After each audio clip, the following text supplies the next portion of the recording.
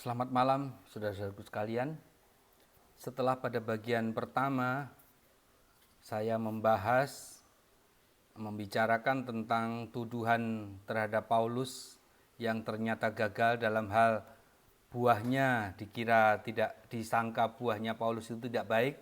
Ternyata kan Paulus itu hasilnya atau buahnya justru sangat baik, dari penganiaya jemaat menjadi pengabar kebenaran. Itu yang pertama. Kemudian Paulus juga dituduh karena dia Farisi dan ahli Taurat, maka dia nabi palsu. Nah, ternyata tuduhan itu juga terbukti keliru, karena yang dikutuk oleh Yesus itu bukan karena Farisi atau ahli Tauratnya, melainkan karena kemunafikan. Ya, jadi tuduhan itu salah alamat. Yang berikutnya, Paulus dianggap nabi palsu karena dianggap menyampaikan berita yang berseberangan atau berbeda dengan Yesus dalam hal Taurat. Ya, ternyata juga sudah terbukti apa yang diucapkan Paulus itu sejalan dengan pernyataan Yesus. Kemudian Paulus dituduh sebagai nabi palsu karena dirasa membatalkan atau meniadakan tentang sunat. Nah, ternyata juga sudah kita pelajari bahwa sunat itu memang sudah batal dengan sendirinya, karena itu adalah isi salah satu klausula di dalam satu perjanjian yang sudah sudah diingkari oleh salah satu pihak. Baik, sekarang tuduhan yang lain. Paulus dituduh sebagai nabi palsu karena menurut perbincangan dengan Ibu Rifa itu, karena Paulus nekat melawan petunjuk Roh Kudus atau petunjuk Roh Yesus. Ya, tuduhannya begitu. Nah, tuduhan itu diambil berdasarkan pernyataan di dalam ayat Alkitab Kisah Para Rasul pasal 16 ayat 6 sampai 10. Saya bacakan ya. Mereka di sini adalah Paulus dan Barnabas. Mereka melintasi tanah Frigia dan tanah Galatia, karena Roh Kudus mencegah mereka untuk memberitakan Injil di Asia. Dan setibanya di Misia, mereka mencoba masuk ke daerah Bitinia, tetapi Roh Yesus tidak mengizinkan mereka. Setelah melintasi Misia, mereka sampai di Troas. Pada malam harinya tampaklah oleh Paulus satu penglihatan, ada seorang Makedonia berdiri di situ dan berseru kepadanya, katanya, "Menyeberanglah kemari dan tolonglah kami." Ayat 10, setelah Paulus melihat penglihatan itu, segeralah kami mencari kesempatan untuk berangkat ke Makedonia. Karena dari penglihatan itu, kami menarik kesimpulan bahwa Allah telah memanggil kami untuk memberitakan Injil kepada orang-orang di sana. Jadi ayat 10 tadi ada kalimat yang mengatakan begini, kami menarik kesimpulan bahwa Allah telah memanggil kami untuk memberitakan Injil kepada orang-orang di sana. Nah, kalimat ini disalah mengerti seolah-olah Paulus ini nekat tidak menuruti pimpinan Roh Kudus atau Roh Yesus, dan dia mengambil kesimpulan sendiri untuk nekat masuk ke tempat yang dilarang itu. Nah, jadi tuduhannya begitu. Tetapi itu salah mengerti, saudara-saudaraku.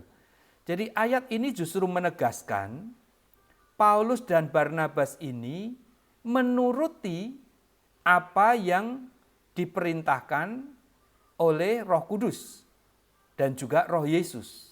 Ya. Jadi kalau Anda mengikuti membayangkan peta perjalanan Rasul Paulus, Anda bisa lihat Paulus itu kan dari Frigia dan tanah Galilea, ini taruhlah dari sebelah timur, ya. Kemudian kalau mereka mau ke Asia, ya, Asia itu berarti arahnya berlanjut ke arah barat, agak turun sedikit, jadi agak ke barat dan selatan, barat daya.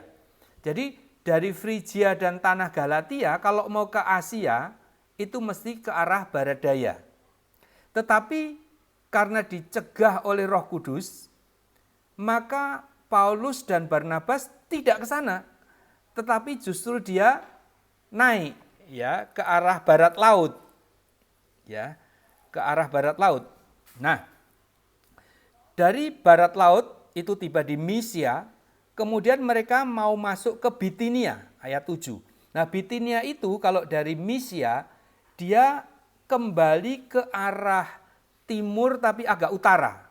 Timur tapi agak utara, ya sekitar timur laut. Jadi maunya ke arah timur laut. Tetapi karena Roh Yesus tidak mengizinkan mereka, mereka tidak ke sana, tetapi mereka terus naik sampai di Troas. Ya. Nah, setelah sampai di Troas, Paulus mendapat penglihatan ada seorang Makedonia berteriak suruh menyeberang ke sana. Nah, Makedonia ini untuk sampai ke Makedonia dari Troas dia mesti nyebrang, ya mesti nyebrang. Baru sampai ke Makedonia, ya anggaplah seperti Pulau Sulawesi itu kan bentuknya seperti huruf K. Nah, dari Troas ke Makedonia itu seperti huruf K di kakinya yang agak bawah itu. Dari kaki yang satu menyeberang untuk sampai ke kaki yang lain. Itulah dari Troas ke Makedonia. Jadi ayat ini justru menegaskan bahwa Paulus dan Barnabas ini nurut apa yang diperintahkan oleh Roh Kudus. Nah, setelah menurut ya maunya ke Asia ya dari Galatia, dari Frigia, maunya ke Asia enggak boleh. Oke, naik ya. Setelah naik mau belok ke kanan atas enggak boleh lagi. Oke, naik ke kiri atas. Nah, saat itulah saat Paulus mendapatkan penglihatan tentang orang Makedonia, maka mengertilah Paulus, oh itu toh maksudnya kenapa aku ndak boleh ke sini, ndak boleh ke sana. Jadi itu maksud dari ayat 10 itu. Jadi Paulus menarik kesimpulan, itu maksudnya adalah mengertilah Paulus bahwa ternyata Allah menuntun mereka untuk memberitakan Injil ke Makedonia. Ya, jadi bukan melawan, tetapi justru mengikuti tuntunan-tuntunan baik dari Roh Yesus maupun Roh Kudus. Maka sampailah Paulus ke Makedonia. Ya, jadi tuduhan tadi Paulus melawan Roh Kudus karena nekat dan mengambil kesimpulan sendiri itu keliru. Ya, tetapi sebaliknya Paulus justru menuruti apa tuntunan dari Roh Kudus. Baik, kita akan kalau di seri pertama sudah membahas 4 hal, kemudian ini tadi sudah masuk 1 hal lagi berarti yang kelima, sekarang kita bahas yang keenam. Paulus itu dituduh sebagai nabi palsu, sebagai rasul palsu karena Paulus mengaku diri sebagai bapak. Ya, itu tuduhan yang sempat disampaikan kepada saya dalam pembicaraan yang lalu. Ya, ayatnya ada di 1 Korintus 4 ayat 14, saya bacakan ya. Hal ini kutuliskan bukan untuk memalukan kamu, tetapi untuk menegur kamu sebagai anak-anakku yang kekasih. Sebab sekalipun kamu mempunyai beribu-ribu pendidik dalam Kristus, kamu tidak mempunyai banyak bapa, karena akulah yang dalam Kristus Yesus telah menjadi bapakmu oleh Injil yang kuberitakan kepadamu. Jadi dipersoalkan, ini Paulus ini kurang ajar, karena Paulus menganggap dirinya sebagai bapak. Bapak di sini disangka oleh Ibu Rifa sebagai Bapak yang di surga, sebagai Allah. Nah, tuduhan itu keliru karena pemahaman yang keliru tentang ayat ini ya. Sekalipun Paulus berkata bahwa di dalam Kristus Yesus dia telah menjadi bapakmu, Bapakmu di sini bukan berarti Bapak di surga. Ya, pengertian sebagai Bapak ini adalah Bapak rohani. Bapak rohani itu disebut demikian karena orang inilah yang menyampaikan kebenaran kepada seseorang atau beberapa orang, di mana seseorang atau beberapa orang itu kemudian menjadi anak-anak rohaninya. Jadi Bapak rohani ini bertanggung jawab untuk menjaga supaya anak-anak rohaninya ini bertumbuh secara rohani dengan baik. Jadi sama sekali bukan berarti Paulus ini menyatakan diri menjadi Allah, menjadi Bapak yang di surga, bukan. Tetapi Bapak rohani, pembimbing rohani. Nah, sebetulnya hal itu tidak aneh. Di dalam 1 Yohanes 2 ayat 18, ya ini ditulis oleh Yohanes, bukan Yohanes Pembaptis, tapi Yohanes terkasih, Yohanes muridnya Yesus. Yohanes pun berkata, anak-anakku, waktu itu adalah waktu yang terakhir, dan seterusnya. Ya, kepada umat-umat yang diinjili, yang menerima Injil, Yohanes pun menyebutnya sebagai anak-anakku. Berarti Yohanes menempatkan diri sebagai Bapak rohani. Jadi baik Paulus maupun Yohanes menyebut diri sebagai Bapak rohani, itu bukan berarti menyangkal Allah yang di surga, Bapak yang di surga. Ini adalah Bapak rohani saja, yaitu yang membantu supaya anak-anaknya secara rohani bertumbuh dengan baik. Ya, jadi dengan jelas tuduhan ini keliru ya, tidak betul ya. Oke, saya lanjutkan. Ada juga saat itu sempat dibahas Matius 24 ayat 23 sempat terucap ya. Matius 24 ayat 23 sampai 24.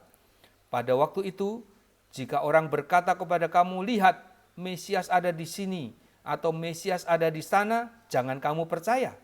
Sebab Mesias-Mesias palsu dan nabi-nabi palsu akan muncul dan mereka akan mengadakan tanda-tanda yang dahsyat dan mujizat-mujizat. Sehingga sekiranya mungkin mereka menyesatkan orang-orang pilihan juga. Jadi berdasarkan ayat ini, dituduhkan bahwa Paulus ini adalah nabi palsu atau Mesias palsu. Nah, perlu diketahui sepanjang hidupnya, sepanjang tulisan yang bisa kita baca, Paulus itu tidak pernah menyebut diri sebagai Mesias. Ya. Mesias palsu adalah orang yang mengaku diri sebagai Mesias, padahal sesungguhnya dia bukan Mesias. Nah, Rasul Paulus ini tidak pernah mengaku diri sebagai Mesias. Oleh karena itu, bagaimana mungkin dituduhkan bahwa Paulus adalah Mesias palsu, ya. Jadi tuduhan itu pun terbukti gagal, ya, karena dia tidak pernah mengaku Mesias, bagaimana bisa dituduhkan sebagai Mesias palsu, kan begitu ya. Nah, nabi palsu, begitu juga yang disebut ini adalah nabi palsu. Sedangkan Paulus juga tidak pernah menyebut dirinya sebagai nabi, ya. Jadi ayat Matius 24 ayat 23 ini tidak tepat kalau disangkakan kepada Paulus, ya. Jadi dengan demikian tuduhan bahwa Paulus adalah Mesias palsu atau nabi palsu atau bahkan karena menyebut dirinya sebagai Bapa, ya, ini ternyata tuduhannya keliru. Baik, saya lanjutkan. Kita masuk ke poin yang ketujuh. Ada tuduhan bahwa Paulus ini menjadi nabi palsu karena menginjil kepada non-Israel. Ya. Yesus pada waktu dulu kan pernah berkata bahwa dia hanya akan menginjili kepada orang Israel. Loh, tapi kok Paulus malah menginjil kepada orang yang bukan Israel? Berarti Paulus ini nabi palsu karena melawan pesan Yesus. Begitu kira-kira tuduhan yang disampaikan. Ya, sekarang mari kita pelajari. Memang benar Yesus pernah berkata begini. Terdapat di dalam Matius 10 ayat 5 dan 6. Kedua-belas murid itu diutus oleh Yesus dan ia berpesan kepada mereka, jangan kamu menyimpang ke jalan bangsa lain atau masuk ke dalam kota orang Samaria, melainkan pergilah kepada domba-domba yang hilang dari umat Israel. Ya. Jadi Yesus memang pernah berkata, jangan menyimpang kemana-mana, pekabaran ini sampaikan kepada orang Israel saja. Ya. Pernah Yesus berkata begitu. Tetapi kisah itu belum selesai. Ya. Masih ada rangkaian kisah lagi di mana pesan Yesus itu mengalami perubahan. Ya. Nah, perubahan itu bukan hal yang aneh. Ya. Yesus menyampaikan perubahan itu dalam dua perumpamaan. Dalam dua perumpamaan, saya akan bacakan dengan cepat. Perumpamaan itu ada di Matius 21 ayat 33 sampai 43. Anda akan melihat bahwa perubahan itu terjadi. Jadi kalau dulu hanya kepada bangsa Israel, lalu apa yang terjadi kemudian? Saya bacakan. Adalah seorang tuan tanah membuka kebun anggur dan menanam pagar sekelilingnya. Ia menggali lubang tempat memeras anggur dan mendirikan menara jaga di dalam kebun itu. Kemudian ia menyewakan kebun itu kepada penggarap-penggarap, lalu berangkat ke negeri lain. Ya. Untuk mempersingkat waktu saya ceritakan saja. Anda bisa ikuti di Matius 21 ayat 33 sampai 43. Jadi kebun anggur itu dipercayakan kepada penggarap-penggarap kebun. Nah, tuan ini pergi ke luar kota, ke luar negeri. Kemudian satu kali dia suruh hambanya untuk meminta hasil. Hambanya datang kepada penggarap kebun, dibunuh. Dikirim lagi hamba yang lain, dianiaya. Sampai akhirnya tuan itu berpikir, yang pemilik lahan ini, saya kirim saja anak saya sendiri. Kalau anak saya pasti dihargai. Nah, rupa-rupanya dikirim anaknya pun, anaknya dibunuh. Lalu Yesus bertanya, kalau gitu apa yang harus dilakukan oleh tuan tanah ini kepada penggarap-penggarap kebun yang kurang ajar itu? Maka murid-murid menjawab apa? Ya sudahlah, pecat saja itu penggarap kebun anggur itu, ganti dengan penggarap lain yang menghasilkan buah. Ya. Lalu terhadap hal itu Yesus menjawab, Matius 21 ayat 43, sebab itu aku berkata kepadamu bahwa kerajaan Allah akan diambil daripadamu dan akan diberikan kepada satu bangsa yang akan menghasilkan buah kerajaan itu. Jadi lihat, kalau Anda mengikuti kisah perjalanan Yesus secara lengkap, maka tujuan penginjilan itu mengalami perubahan. Dulu hanya kepada penggarap-penggarap kebun, dalam hal ini adalah bangsa Israel, tetapi karena bangsa Israel melakukan kecurangan, maka sasaran pun berubah menjadi diberikan kepada penggarap-penggarap yang lain. Ya. Jadi sasaran itu berubah. Itu perumpamaan yang pertama. Saya mau tunjukkan kepada Anda perumpamaan yang lain yang menunjukkan bahwa perubahan itu terjadi kalau Anda ikuti kisah Yesus secara keseluruhan. Kisah itu ada di Matius 22 ayat 1 sampai 14. Satu kali ada orang yang mau berpesta. Ya. Nah, namanya orang penting kalau mau pesta kan undangan itu ditujukan kepada orang-orang penting juga. Ya, undangan pun dibagi. Pada hari H, orang yang diundang itu tidak datang. Berbagai macam alasan tidak datang.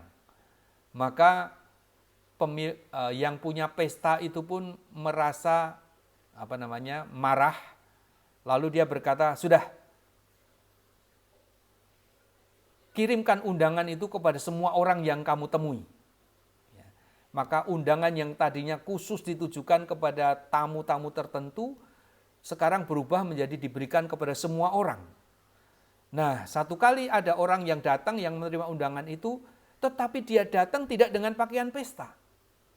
Maka pemilik pesta ini pun marah. Kamu mau pesta tapi pakaianmu tidak pakaian pesta. Ditendang keluar, tidak boleh ikut pesta. Ya. Nah, Perumpamaan ini memberikan pesan yang sama seperti perumpamaan tentang penggarap kebun anggur tadi. Pada mulanya undangan itu khusus kepada tamu-tamu tertentu. Tetapi karena tamu itu tidak datang, tamu itu mengecewakan, maka undangan pun disebar kepada semua orang yang mau. Namun demikian, tidak sembarang orang bisa ikut pesta. Ya. Yang pakai pakaian pestalah yang boleh ikut dalam pesta. Jadi, ini menunjukkan bahwa pesan Yesus yang semula hanya kepada Israel itu pun berubah sekarang. Karena Israel menolak terus. Ya, melawan terus. Akhirnya Injil kebenaran itu pun dikabarkan kepada semua orang. Penggarap kebun anggur itu pun diserahkan kepada penggarap-penggarap yang lain yang menghasilkan buah. Dan pada akhirnya di dalam Lukas 24 ayat 27 ya ditegaskan begini. Di dalam namanya berita tentang pertobatan, dalam namanya ini adalah dalam nama Yesus Sang Mesias, dan ini adalah kata-kata Yesus. Berita tentang pertobatan dan pengampunan dosa harus disampaikan kepada segala bangsa mulai dari Yerusalem.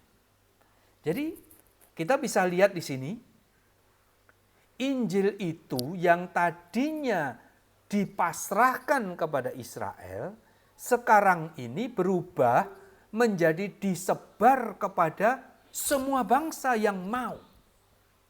Jadi kalau Rasul Paulus ini memberitakan Injil kepada orang yang tidak bersunat, maka itu tidak salah. Ya, itu sekedar pembagian tugas saja. Ya, itu sekedar pembagian tugas. Kenapa demikian?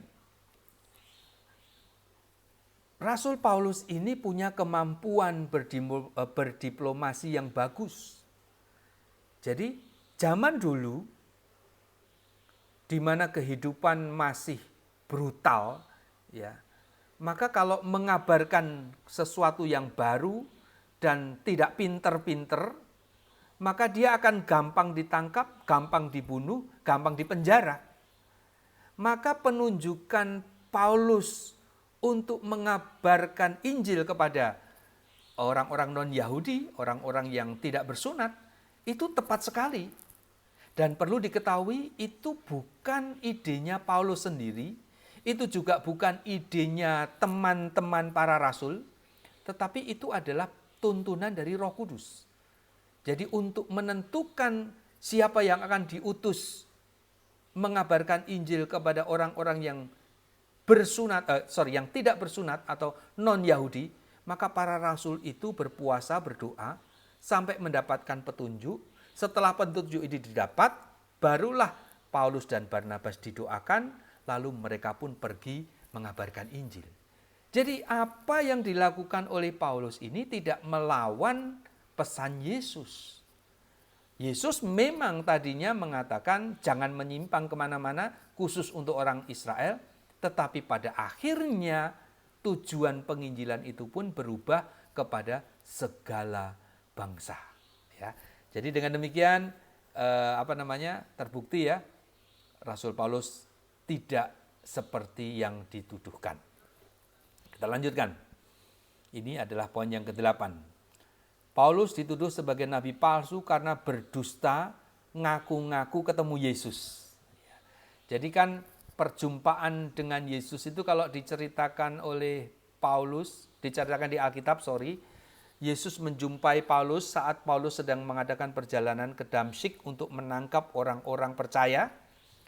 Tiba-tiba datanglah cahaya yang menyilaukan dan sebagainya dan seterusnya, sampai akhirnya Paulus mengaku sebagai Rasul Yesus karena bertemu dengan Yesus pada peristiwa itu.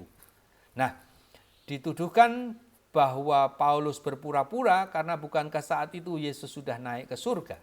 Gitu kan?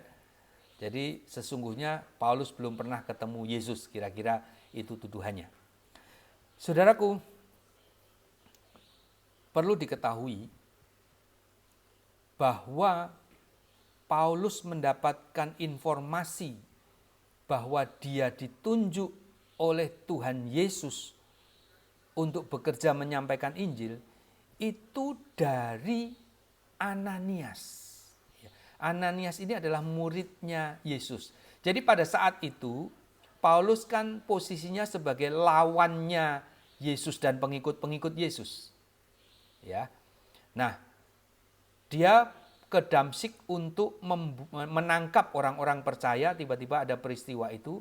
Lalu Ananias diberi petunjuk langsung oleh Tuhan, begini bunyinya.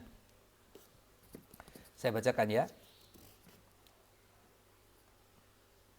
Kisah Para Rasul pasal 9 ayat 10 sampai 16. Di Damsyik ada seorang murid Tuhan bernama Ananias. Firman Tuhan kepadanya dalam satu penglihatan, Ananias. Jawabnya, ini aku Tuhan. Firman Tuhan, mari pergilah ke jalan yang bernama Jalan Lurus dan carilah di rumah Yudas seorang dari Tarsus yang bernama Saulus.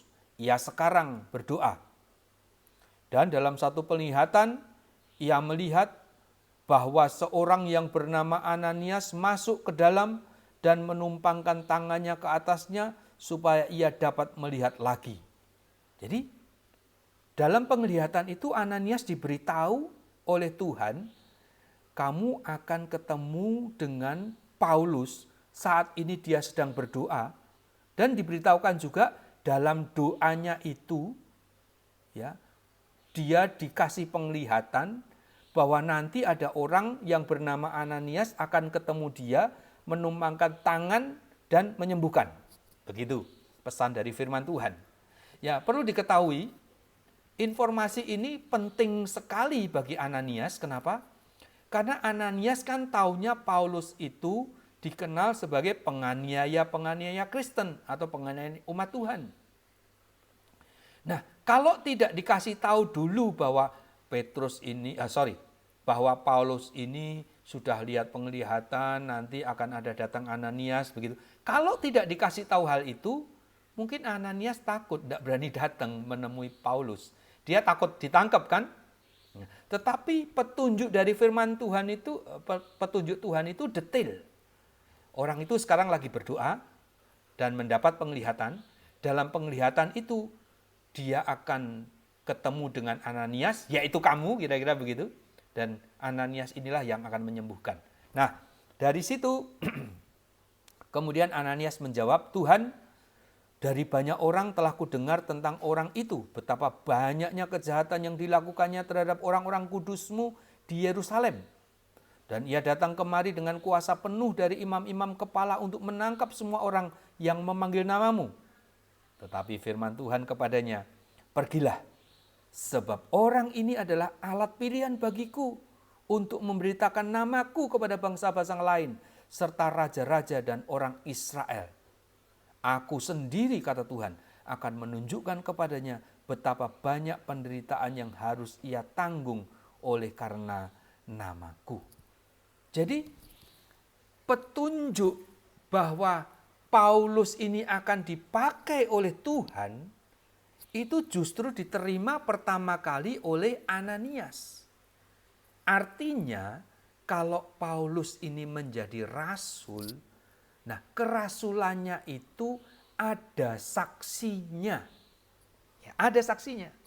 Kalau tidak ada saksinya bisa diragukan. Nah, ini ada saksinya. Saksinya adalah Ananias, muridnya Tuhan Yesus. Ya. Jadi, ini benar-benar perjumpaan dengan Tuhan Yesus, hanya saja perjumpaannya bukan secara fisik, melainkan secara penglihatan yang sangat terang benderang itu. Itulah perjumpaan antara Paulus dengan Tuhan Yesus. Jadi tuduhan bahwa Paulus tidak pernah bertemu Tuhan Yesus keliru ya, karena faktanya Ananias menjadi saksi Tuhan Yesus sudah menemui Paulus, hanya saja dengan cara bukan secara fisik ketemunya, begitu ya. Oke, kita lanjutkan. Aduh, masih banyak ini. Poin yang ke-9, Paulus itu dituduh sebagai nabi palsu karena kesaksian yang berbeda. Jadi di dalam Kisah Rasul pasal 9 ayat 7 dikatakan begini. Maka termangu-mangulah teman-teman seperjalanan Paulus dalam hal ini. Karena mereka memang mendengar suara itu, tetapi tidak melihat seorang juga pun. Jadi di ayat ini, peristiwa di mana Paulus melihat cahaya terang, yaitu penampakan dari Yesus Kristus ini, dari Tuhan Yesus, mereka ini mendengar suara, tetapi tidak melihat seorang pun. Ya, ingat, mendengar suara tetapi tidak melihat seorang jua pun. Itu di Kisah 9 ayat 7. Sedangkan Kisah 22 ayat 9, dan mereka yang menyertai aku memang mereka melihat cahaya, tetapi suara Dia yang berkata kepadaku tidak mereka dengar. Jadi seolah-olah ada perbedaan, ya.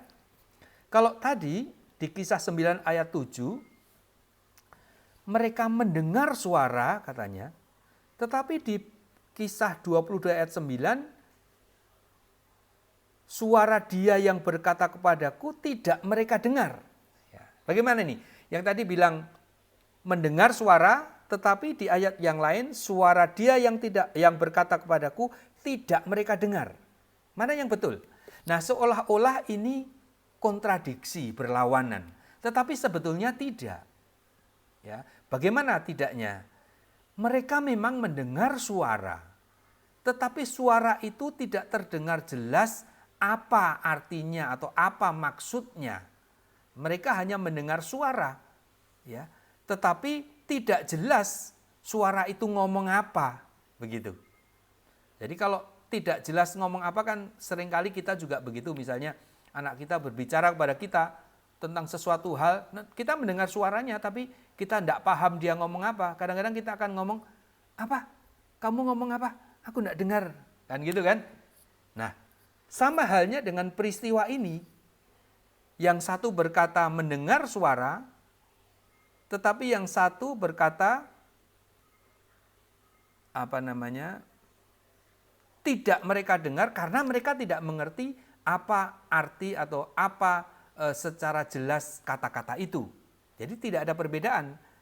Kemudian yang lagi, di Kisah 9 ayat 7 tadi, tetapi tidak melihat seorang juga pun. Ya, jadi tidak ada orang yang dilihat. Nah, di dalam Kisah Para Rasul 22 ayat 9 dikatakan mereka melihat cahaya. Loh, jadi seolah-olah bertentangan lagi ini. Ya. Tidak melihat seorang, yang satunya mereka melihat cahaya, tapi sebetulnya ini tidak bertentangan, ya.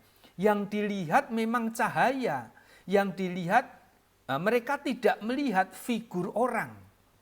Jadi dua-duanya menunjukkan hal yang sama, hanya penekanannya yang berbeda. Yang satu berkata mereka melihat cahaya, itu betul. Tetapi yang satunya berkata aku tidak melihat seorang pun, itu juga betul. Karena yang dilihat hanya cahaya. Jadi dalam hal ini, kesaksian tentang pertemuan Paulus dengan Yesus itu enggak salah. Kesaksiannya bukan berbeda, sama.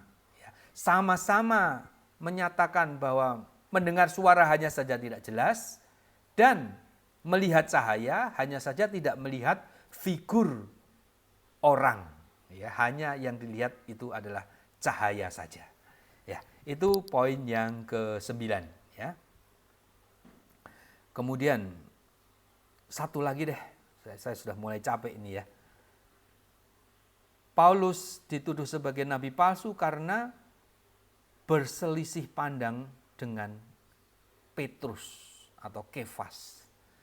Ya, dibilang ini kan Paulus ini kurang ajar ini. Petrus itu kan murid langsungnya Yesus. Lah kok dipersalahkan oleh Paulus, kan begitu. Atas hal itu maka Paulus ini dituduh sebagai nabi palsu, ya kan? Nah, saudaraku, sebetulnya kita ini menghargai seseorang bukan karena orang ini rasul maka apapun yang dilakukannya itu pasti benar, bukan begitu. Maka walaupun dia disuruh oleh Tuhan untuk menyampaikan sesuatu, tetapi kita juga harus memfilter apakah sikap yang ditunjukkan orang itu benar atau salah. Ya. Jadi tadi kita sudah pernah pelajari, ada saat di mana Yesus berkata, ikuti ajarannya tapi jangan ikuti perbuatannya. Jadi tidak selamanya nabi atau rasul itu berbuat benar. Ya mereka juga manusia, ada kalanya mereka juga berbuat hal yang tidak benar.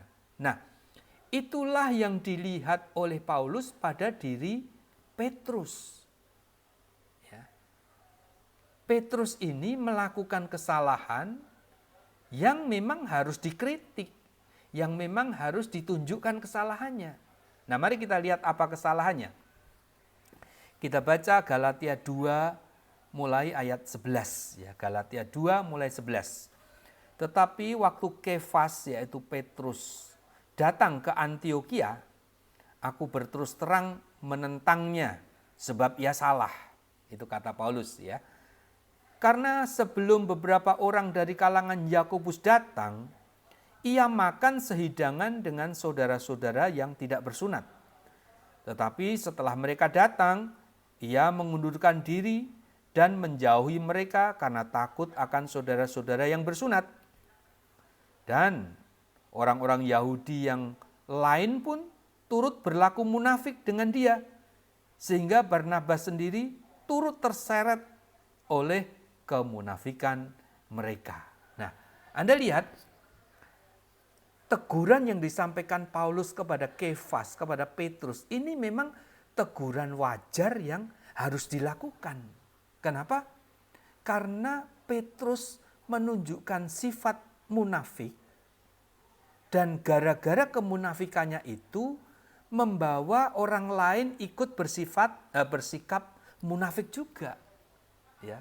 Anda lihat Barnabas ikut munafik, orang-orang yang lain juga ikut munafik. Ya. Jadi apa yang ditegurkan Paulus kepada Petrus itu justru hal yang tepat, ya, yang memang harus dilakukan. Ya. Dan ini tidak masalah, orang itu dinyatakan kesalahannya, itu justru orang itu harus senang, harus berterima kasih. Kenapa? Karena buat apa dia terus bertahan dalam kesalahannya? Ya kalau ditegur, ya terima kasih. Artinya kesalahan itu harus diperbaiki. Kalau tidak kan sayang tetap berada dalam kesalahan. Ya. Jadi dengan demikian tuduhan bahwa Paulus adalah nabi palsu atau rasul Paulus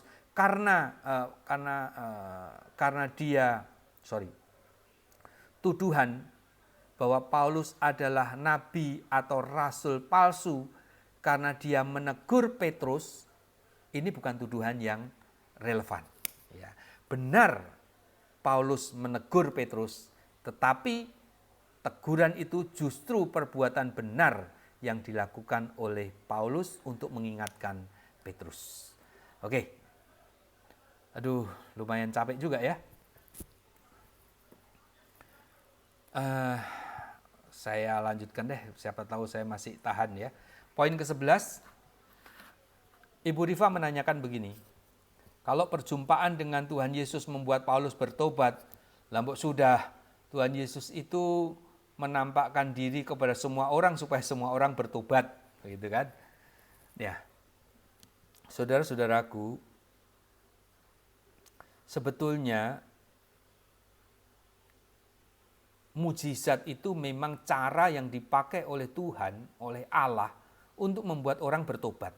Ya. Salah satunya dengan menggunakan mujizat. Ya, perjumpaan Paulus dengan Yesus dalam bentuk sinar yang membutakan mata itu kan mujizat. Ya. Nah, mujizat itu memang dipakai oleh Allah untuk membuat orang bertobat. Tetapi mujizat itu bukan garansi bahwa orang yang menerima mujizat itu kemudian bertobat. Buktinya bangsa Israel itu setiap hari menerima mujizat dari langit turun roti, ya. Kemudian ada tiang awan yang setiap hari melindungi mereka dari panas. Ada api yang setiap hari menerangi mereka di malam hari. Itu mujizat yang terjadi di depan mata mereka setiap hari. Tetapi lihat, orang Israel juga seringkali melawan kepada Tuhan, melawan Allah. Ya. Jadi mujizat itu bukan jaminan. Kalaupun Tuhan menemui semua orang, belum tentu mereka bertobat. Ya. Nah, kemudian hal yang perlu diketahui, seringkali pertobatan itu terjadi pada seseorang yang semula belum tahu, belum sadar akan apa yang dilakukannya. Nah, ketika mujizat itu datang dan orang ini sadar apa yang dilakukannya adalah keliru, maka orang ini akan berubah. Ya. Jadi ketidaktahuan itu ketika dicelekkan membuat orang bertobat. Ya. Demikian juga dengan Paulus, dia tidak tahu, dulu taunya ini pengikut Yesus, Yesus dinyatakan sebagai penjahat, maka pengikutnya harus ditangkap. Nah, Paulus sungguh-sungguh melakukan itu dalam ketidaktahuannya. Tetapi setelah diberitahu, maka kesungguh-sungguhan Paulus tadi membawa hasil pertobatan. Ya. Nah, di dalam Alkitab ada beberapa orang yang bertobat melihat mujizat. Misalnya, prajurit yang menikam lambungnya Yesus. Ya, bahkan prajurit-prajurit yang menyalibkan Yesus. Itu mereka melakukan itu tanpa mereka mengerti. Ya, pokoknya tugasnya itu ya itu saja. Sampai suatu ketika ketika Yesus mati, kemudian terjadi tanda besar, gempa bumi dan sebagainya, kepala pasukan di Matius 27 ayat 54, kepala pasukan dan prajurit-prajurit yang menjaga Yesus menjadi sangat takut ketika mereka melihat gempa bumi dan apa yang telah terjadi, lalu berkata, sungguh ia ini adalah anak Allah. Jadi pengakuan itu menunjukkan mereka dulu tadinya tidak ngerti. Nah, dengan mujizat yang terjadi di depan mata mereka, orang yang tidak ngerti ini pun menjadi mengerti bahwa sungguh Yesus ini anak Allah. Ya. Nah, peristiwa yang lain juga terjadi pada orang Niniwe. Orang Niniwe itu sudah terancam akan dikutuk oleh Allah. Tetapi bersyukur karena Yunus datang membawa kabar baik dan mereka percaya. Niniwe itu dikatakan apa? Mereka itu seperti orang yang tidak tahu tangan kanan mana, tangan kiri mana. Jadi mereka melakukan kejahatan itu karena ketidaktahuan mereka. Ya, ketika diberitahukan kepada mereka, mereka pun bertobat. Ya, melalui mujizat ya diberitahukannya, yaitu mereka melihat bagaimana Yunus keluar dari perut ikan, kan begitu ya, berita itu tentu mereka dengar. Nah, peristiwa itu, mujizat itu membuat orang-orang Niniwe bertobat. Sehingga di dalam Mazmur 1 ayat 7 dikatakan, di dalam Matius 12 ayat 41, Yesus berkata, pada waktu penghakiman, orang-orang Niniwe akan bangkit bersama angkatan ini dan menghukumnya juga. Sebab orang-orang Niniwe itu bertobat setelah mendengar pemberitaan Yunus, dan sesungguhnya yang ada di sini lebih daripada Yunus. Jadi orang-orang Niniwe itu bertobat. Ya. Lihat, mujizat itu datang kepada orang yang tidak tahu, maka orang yang tidak tahu itu menjadi tahu dan akhirnya bertobat.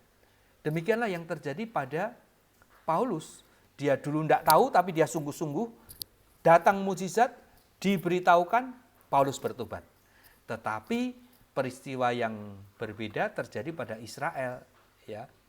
Sudah tahu, dikasih mujizat, bukannya bertobat, malah melawan terus sampai akhirnya terbuang. Ya. Jadi tidak selalu mujizat itu membawa pertobatan. Ya. Jadi argumen tadi, sudah ditemui aja semua orang supaya bertobat, itu tidak selamanya benar. Ya. Karena hanya yang bersungguh-sungguhlah yang akan bertobat. Baik saudaraku, yang terakhir, ini benar-benar yang terakhir ini ya. Tunggu ya. Paulus ini memang ngomongnya ini agak aneh ya. Jadi diingatkan kepada kita bahwa kalau kita membaca tulisannya Paulus itu mesti hati-hati.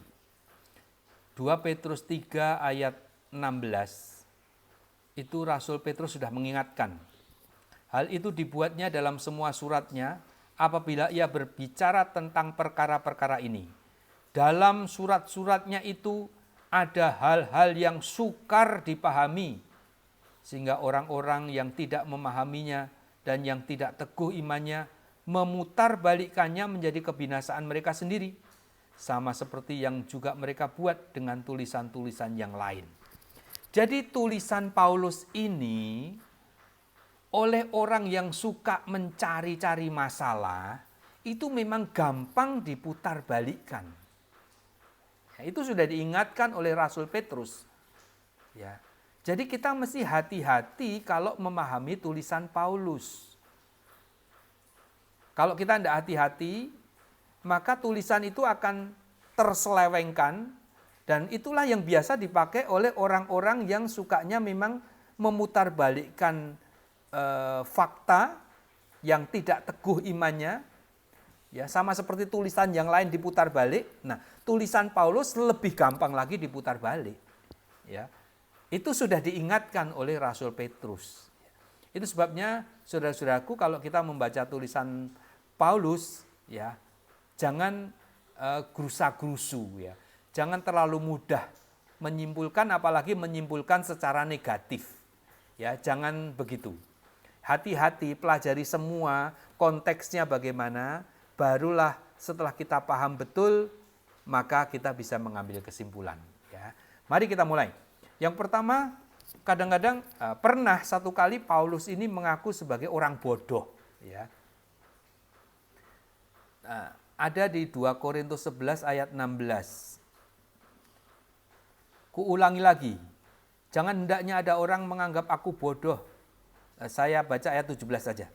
Apa yang aku katakan, aku mengatakannya bukan sebagai seorang yang berkata menurut firman Tuhan, melainkan sebagai seorang bodoh yang berkeyakinan bahwa ia boleh bermegah. Apa maksudnya ini?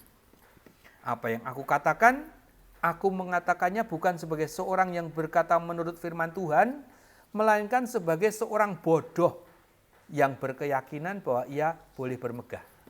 Ini maksudnya begini. Jadi Paulus ini melihat banyak orang-orang bodoh yang menyombongkan dirinya. Ya, orang sombong itu dianggap sebagai orang bodoh. Nah, lalu Paulus menanggapi yang seperti itu. Jadi, kalau kamu mengandalkan hal-hal itu yang adalah kebodohan, oke, aku juga akan pamer dalam tanda kutip kebodohanku gitu. Aku akan pamer. Apa itu? Aku ayat 10 ya, 2 Korintus 11 ayat 20. Tunggu ya. Ayat 11 sorry. Ayat 2 Korintus 11 ayat 21. Dengan sangat malu aku harus mengakui bahwa dalam hal semacam ini kami terlalu lemah. Tetapi jika orang-orang lain berani membanggakan sesuatu, maka aku berkata dalam kebodohan, berani juga. Apakah mereka orang Ibrani? Aku juga orang Ibrani. Apakah orang Israel? Aku juga orang Israel. Apakah mereka keturunan Abraham? Aku juga keturunan Abraham. Apakah mereka pelayan Kristus? Aku berkata seperti orang gila, aku lebih lagi. Aku lebih banyak berjerih lelah, lebih sering dipenjara, didera di luar batas, kerap kali dalam bahaya maut. Ya. Lalu 3 kali aku didera, 1 kali aku dilempari dengan batu, 3 kali mengalami karam kapal, dan seterusnya dan seterusnya. Jadi kalau ada orang yang menyombongkan diri, itu dianggap oleh Rasul Paulus sebagai kebodohan, maka kalau mau bodoh-bodohan, ya, Paulus itu lebih punya alasan untuk menyombongkan diri maksudnya. Apa yang terjadi pada orang yang sombong itu belum apa-apanya dibandingkan dengan yang terjadi pada Paulus.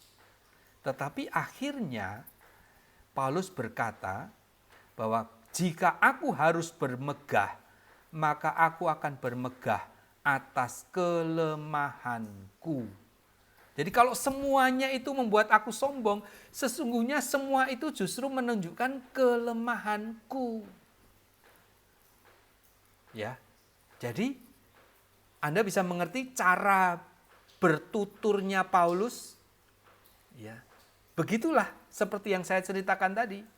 Jadi sekali lagi, ada orang yang sombong dianggap oleh Rasul Paulus sebagai orang bodoh. Dan kalau ngomong bodoh-bodohan, apa yang terjadi pada orang yang sombong itu belum apa-apanya dibandingkan dengan yang terjadi pada Paulus. Tetapi kalau Paulus mau menyombongkan, itu berarti sesungguhnya dia sedang pamer kelemahan. Karena faktanya, ayat 32 dan 33, di Damsyik, wali negeri Raja Aretas menyuruh mengawal kota orang Damsyik untuk menangkap aku, tetapi dalam sebuah keranjang aku diturunkan dari sebuah tingkap keluar tembok kota, dan dengan demikian aku terluput dari tangannya. Nah, ternyata Paulus ini tidak bisa apa-apa. Dia diancam untuk ditangkap, ternyata ada Tuhan yang melepaskan Paulus dengan cara yang sederhana, dari keranjang diturunkan di luar tembok. Jadi begitulah Paulus, cara dia menyampaikan sesuatu. Ya, satu lagi, Paulus dianggap seperti orang sombong, ya kan? Ayatnya ini yang digunakan referensi. Bukankah aku rasul? Bukankah aku orang bebas? Bukankah aku telah melihat Yesus Tuhan kita? Bukankah kamu adalah buah pekerjaanku dalam Tuhan? Sekalipun bagi orang lain aku bukanlah rasul, tetapi bagi kamu aku adalah rasul. Sebab hidupmu dalam Tuhan adalah meterai dari kerasulanku. Inilah pembelaanku terhadap mereka yang mengkritik aku. Jadi ini bukan sombong. Paulus itu memang menjadi sorotan luar biasa karena latar belakangnya yang gelap. Ya, orang terus bergunjing tentang dia, maka mau tidak mau Paulus harus berkata dengan tegas. Dia harus menyatakan semuanya itu sejelas mungkin.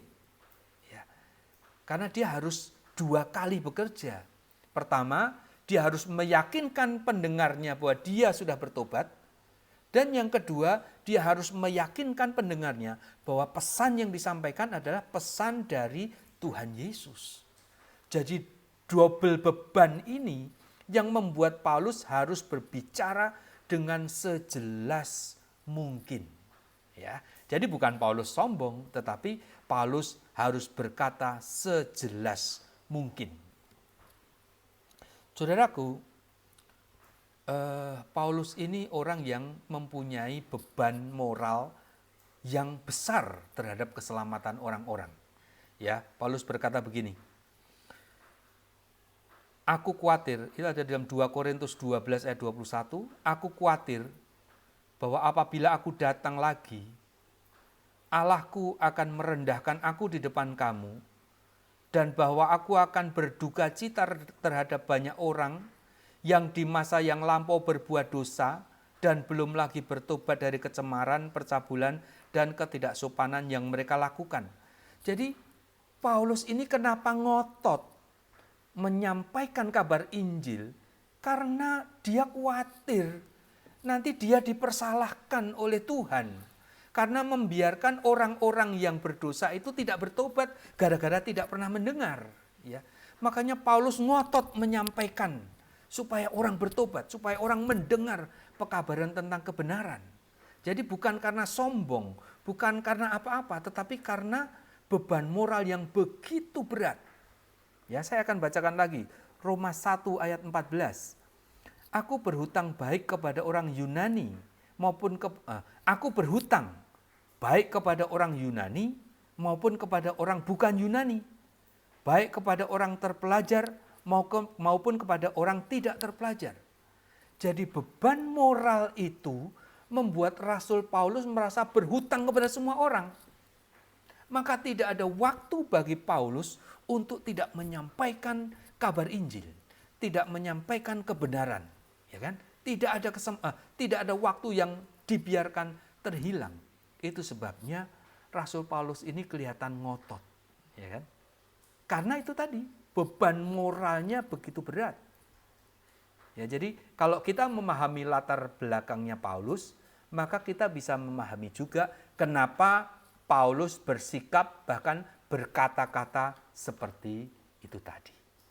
Ya, saudaraku, itulah pembahasan yang bisa saya lakukan pada kesimpulannya, saudaraku. Kalau Anda sedang mempelajari tulisan Paulus, ya maaf kata ya, jangan berpikir terlalu picik lah. Ya, maaf, saya ini tidak mengatakan ini kepada Ibu Rifa ya, tetapi kepada orang lain semua saja. Janganlah berpikir terlalu picik. Ya tidak mungkinlah sebodoh-bodohnya orang menulis tentang kebodohannya sendiri, itu kan tidak begitu. Kalau Anda mengatakan Paulus berkata sebagai orang bodoh, sebagai orang berdusta, sebagai orang sombong, itu pasti karena Anda salah memahami apa yang disampaikan oleh Paulus. Ya. Jadi jangan membaca atau memahaminya dengan pikiran yang picik dulu. Ya. Pahamilah dengan hati yang tenang, dengan pikiran yang terbuka. Ya. Pikiran yang picik itu seperti ini. Ya, tentu saudara non-Kristen pernah mendengar tuduhan orang Kristen yang mengatakan, wih, orang Muslim itu kalau ke Arab menyembah batu. Nah, itu kan pikiran-pikiran yang picik, ya kan? Jangan dipakai pikiran picik seperti itu. Lalu Anda membaca tulisan Paulus mengatakan, Paulus ini sengaja berdusta. Nah, itu kan, ya sekali lagi itu pikiran picik yang jangan Anda pakai. Ya, Paulus tidak seperti itu. Anda pasti salah memahami tentang Paulus. Ya, semoga penjelasan ini bermanfaat.